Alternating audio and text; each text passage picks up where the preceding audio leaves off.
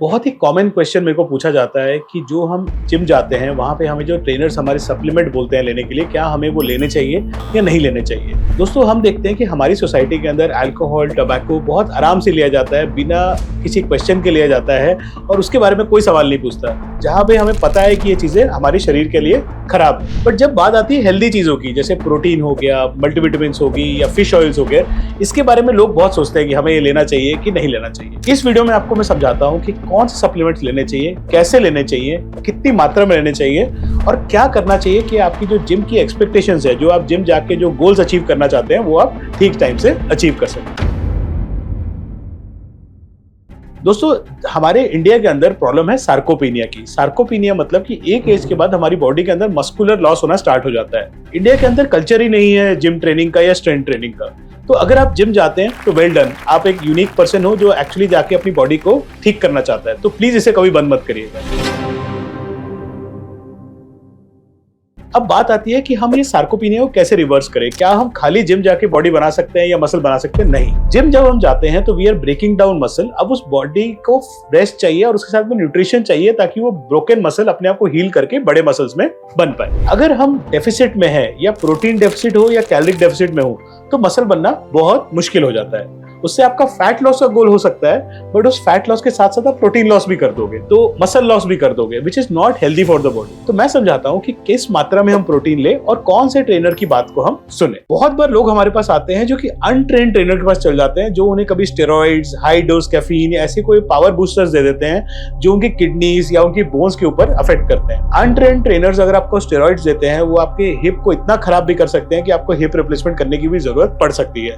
ये मैं एक्सपीरियंस से बोल रहा हूँ, क्योंकि मैं रोज ऐसे पेशेंट्स को देखता हूं जो अनट्रेन्ड जगह पे जाके जिन्होंने सप्लीमेंट्स लिए और अपने हिप्स खराब कर लिए या किडनी खराब कर ली। तो प्लीज आप ऐसे स्कैम से दूर रहिए। बट मैं ये नहीं बोलना चाहता कि हर ट्रेनर स्कैमर है, ऐसा नहीं है। बहुत ही इंडिया के अंदर क्वालिफाइड और एजुकेटेड ट्रेनर्स भी हैं। आप उनकी बात सुनिए और वो जो आपको रेकमेंड करते हैं वो आप ले सकते हैं। बट अगर हम ये वीडियो में जानना चाहिए कि कौन से सप्लीमेंट्स लेने चाहिए, दोस्तों, जब हम प्रोटीन बिल्डिंग की कोशिश कर रहे हैं तो हमें चाहिए एटलीस्ट 1 to 1.1 ग्राम पर केजी प्रोटीन आपकी बॉडी के हिसाब से।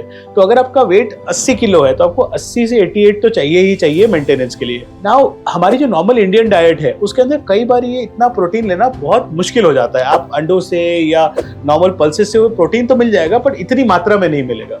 तो इसके लिए ना वे प्रोटीन या जो अदर प्रोटीन सोर्सेज होते हैं वो लेना ठीक है, कोई दिक्कत नहीं है। बट इसके ऊपर बहुत सारा ये होता है कि कौन सा वे प्रोटीन लेना चाहिए, कौन सी कंपनियां लेना चाहिए।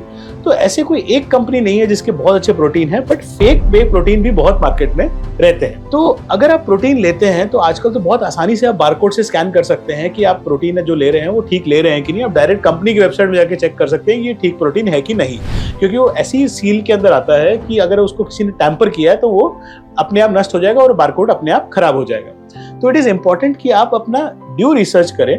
अगर आपको कोई डाइटिशियन या आपका ट्रेनर कोई दे रहा है तो प्लीज चेक करिए कि उन्होंने क्या पढ़ाई की है, उनका क्या ट्रैक रिकॉर्ड है, और उसके हिसाब से फिर लीजिए। नेक्स्ट आता है fish oils, multivitamins, caffeine boosters, pre workouts. Now caffeine, pre workouts अगर वो नॉर्मल एक आरडी है, मतलब रिकमेंडेड डेली इंटेक के अंदर आता है, तो फिर कोई दिक्कत नहीं है, आप वो ले सकते हैं। उसके अंदर ऐसा नहीं है कि आपको भी नुकसान करेगा। बट एक्सेसिव कैफीन, मतलब अगर आप जो आरडी है उससे ऊपर, मतलब अगर आप सपोज 7-8 टाइम्स उसका जान लेते तो वो नर्वस इश्यूज कर सकते हैं, हाथ में आपके ट्रेमर कर सकते हैं, अदर इश्यूज कर सकते हैं। तो हमें कोशिश करनी है एक सेफ लिमिट के अंदर रहने के लिए। अगर आपका vitamin B12, vitamin B6 blood test के अंदर कम आता है तो उसको ठीक करने के लिए मल्टीविटामिन 1 से 2 महीने ले सकते हैं। विटामिन डी सप्लीमेंट्स और फिश ऑयल सप्लीमेंट्स भी आप आराम से ले सकते हैं, क्योंकि इनके कोई लॉन्ग टर्म साइड इफेक्ट्स नहीं होते हैं। अब ऐसे नहीं सोचेंगे कि विटामिन डी अगर ज्यादा हो जाएगा तो बॉडी को नुकसान होता है, ऐसा नहीं होता है। तो दोस्तों, इस वीडियो के माध्यम से मैं यही समझाना चाहता हूं कि यू कैन टेक सप्लीमेंट्स, कोई दिक्कत नहीं है सप्लीमेंट लेने के लिए, बट प्लीज रीड करिए। अपनी बॉडी के अंदर उसे लेने से पहले एक बार पढ़ लीजिए आप क्या ले रहे हैं और ठीक मात्रा में ले रहे हैं। Thank you.